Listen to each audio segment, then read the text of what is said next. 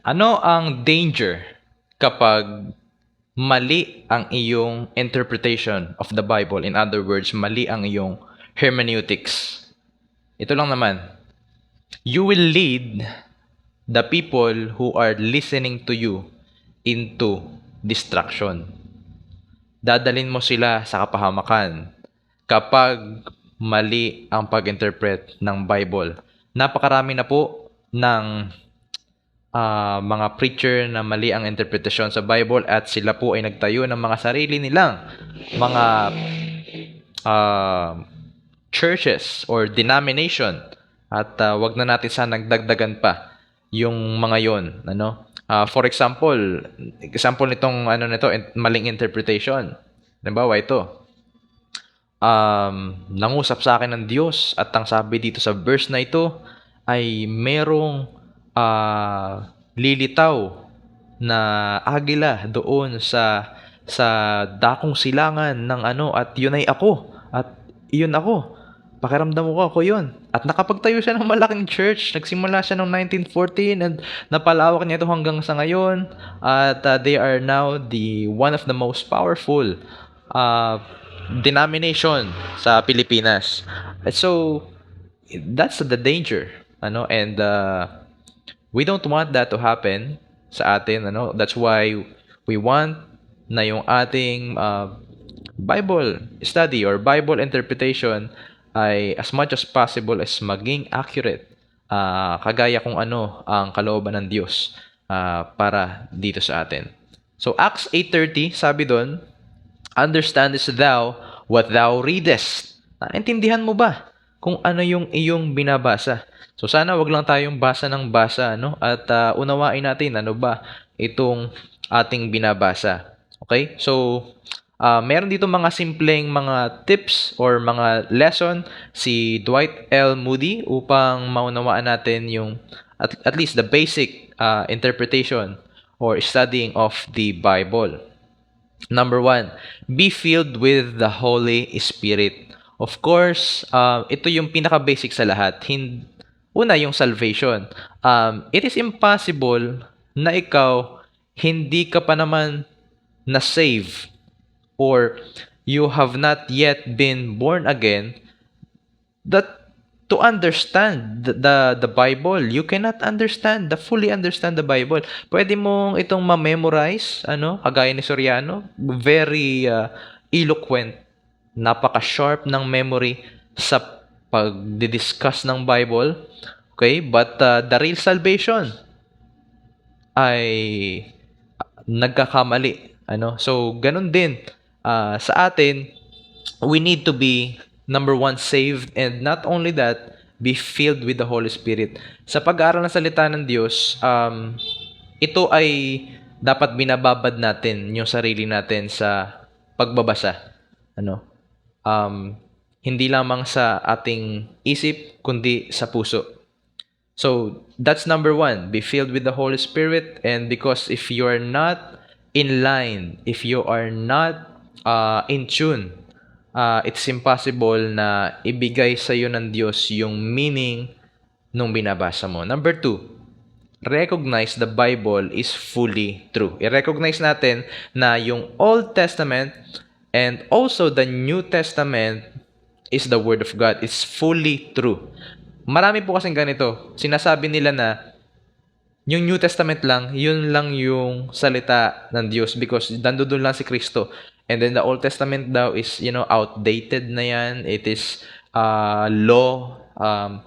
Yan ay hindi pa ganun talaga ka-develop yung pananaw natin kung sino ba talaga ang Diyos diyan sa Old Testament. So, parang dinidisregard nila yung Old Testament. No. Christ is found in both Testament. Ang New Testament, nalaman natin ito na ito'y totoo dahil na-fulfill niya lahat ng mga nakasulat dun sa Old Testament. At ganoon din naman yung Old Testament, nalaman natin na ito'y totoo dahil si New Testament ay kino-quote ito ni Jesus Christ. Nagko-quote siya sa Psalms, kino-quote niya si Moses, At silang dalawa, both testaments, ay nagpapatunay na both of them are the Word of God. Remove Christ and you remove the key to understanding it. So pag tinanggal mo si Kristo, ay hindi mo maunawaan kung ano ba talaga ang Bible. Ano ang ibig sabihin ng Bible. So, akala natin nasa New Testament lang si Jesus Christ. Pero pati sa Old Testament, bawat books of the Bible, nandun si Jesus Christ. Maybe just the symbol or the shadow, but the message of every book in the Old Testament is pointing to the Lord Jesus Christ. Yung sacrificial lamb sa Old Testament, that is Jesus Christ. Yung ark na ginawa ni Noah para ma-save ang mga tao, that is Jesus Christ. Marami pang iba, na nagpapatunay na si Jesus Christ is in the Old Testament. So, number 3, don't read the Bible as a task. Huwag nating basahin ang Bible na para bang trabaho lang or gawain lamang. Sabi nga ay for the requirement lamang. So, kung walang tamang atensyon, connection, prayer, hindi natin maintindihan ang Bible.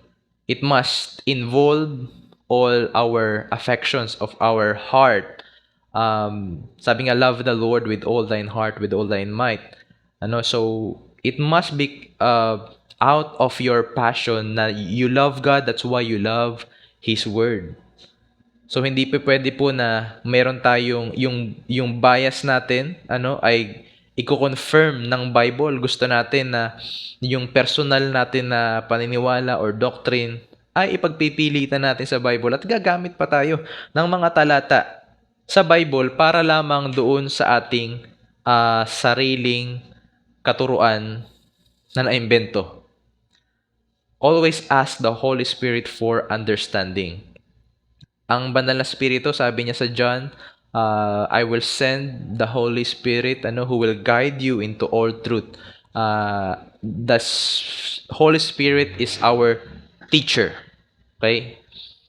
Upang maintindihan natin ang Word of God. Number 4, study deeply, like digging gold. Yung pag-aaral natin, minsan bias, minsan sobrang tindi nating mag-aral, 'di ba, sa school. Talagang kung ano na tayo umuwi, maghapon tayo doon, nung alala nyo na tayo elementary, high school, college, gagawin natin lahat, makuha lang natin yung grades na kailangan natin. And it's like digging, 'di ba? It's like digging. It's giving the effort. Pero pagdating sa Bible, inisip natin na isang basahan lang kuha na natin. No, it's not different. Kung pinaghihirapan natin yung mga kaalaman sa school, how much more sa Bible? So, ang salita ng Diyos ay parang treasure, di ba? It's like gold. So, that's why we must dig deeper. Halukayin natin at hanggat hindi mo nakikita, yung kayamanan ay hindi ka titigil. So, that's why pag hindi mo naintindihan yung Bible, sa isang basahan, basahin mo ng pangalawa, hindi mo pa rin naintindihan, basahin mo ng pangatlo hanggang sa maunawaan mo. Yun yung tinatawag na meditation. You are meditating upon it. And it requires a lot of focus. And I know it's difficult today sa panahon natin ngayon ng social media, ng screen time, 'di ba? Ang hirap na mag-focus kasi sanay tayo dun sa mga dopamine hits na tinatawag na tayo na entertain sa mga maiiksing video, 'di ba, sa internet. And it's so hard to focus kasi nasanay na tayo na maiksi na yung ating attention span. But kaya natin yan. Let's pray to God na maibalik yung ating focus sa ating pag-aaral, lalong-lalo sa salita ng Diyos. Hindi po excuse na tayo ay busy, hindi po excuse na tayo ay matanda na or matagal na tayong hindi nakapag-aral or mapurol na yung ating memory, if you really, really love the Lord, you will do everything to understand His Word. So, search it intentionally and not casually. May intention ka talaga. Parang pag ah pumasok ka sa isang grocery store at hindi mo alam kung anong bibilhin mo, baka kung ano-ano lang mapili mo at hanggang sa pag-uwi mo, hindi mo pala yung pinakang dapat mong bilhin, hindi mo nabili. So ganun din, if you are looking for something sa Bible, isulat mo ito, ano ba to? At pray to God, I want to know this about this, Lord. And you're intentional. Meron kang gustong malaman. Hindi lang basta mabahala na kung anong mahanap ko. So, ganun po yung nag-aaral ng salita ng Diyos. You are studying deeply and you are searching the Word of God like the gold. So, yun lamang at pagpatuloy natin sa susunod po na video yung atin pong lesson. Okay, thank you.